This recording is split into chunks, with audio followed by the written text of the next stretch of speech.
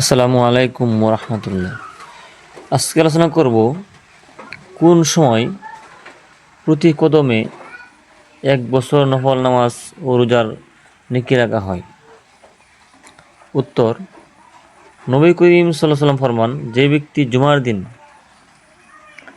7টি কাজ করবে তার আমল নামায় প্রতি কদমে 1 বছর নফল নামাজ ও রোজার সওয়াব লেখা হবে। সুবহানাল্লাহ। নাম্বার 1, ভালোভাবে জামা কাপড় ধুইবে। নাম্বার 2, উত্তমরূপে গোসল করিবে। 3 নম্বর, সবার আগে মসজিদে যাবে। 4 নম্বর, পায়ে হেঁটে যাবে।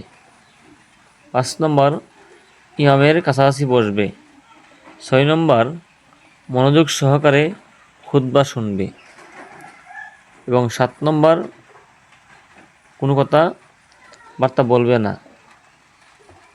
তাহলে আল্লাহ রাব্বুল আলামিন তার আমল নামায় প্রতি কদমে 1 বছর নফল নামাজ এবং 1 বছর নফল রোজার সওয়াব দান করবেন। সুবহানাল্লাহ। এছাড়াও জুমার দিন 7টি বিষয়ের উপর আমলকারীদের উপর আল্লাহ তাআলা তার প্রতি কদমের বিনিময়ে 1000 নফল নামাজ ও 1 বছরের নফল রোজার সওয়াব দান করবেন। তিরমিজি শরীফ, আবু দাউদ, ইবনে মাজাহ, মিশকাত। সুবহানাল্লাহ। তো আমরা এই আমলটি প্রত্যেকেই করব।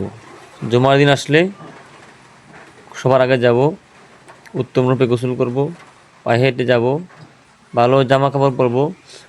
ভালো জামা কাপড় পরার অর্থ হলো যে নতুন পরতে হবে এমন না, পরিষ্কার পরিচ্ছন্ন কাপড় পরলেই চলবে।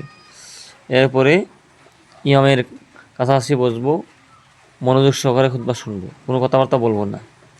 তাহলে এই সওয়াবটা, এই বরকতটা আমাদের আমল নামায় অবশ্যই আসবে। আল্লাহ রাব্বুল আলামিন আমাদের সবাইকে এই আমলটি করার তৌফিক দান করুক। আমিন। আসসালামু আলাইকুম ওয়া রাহমাতুল্লাহি ওয়া বারাকাতুহু।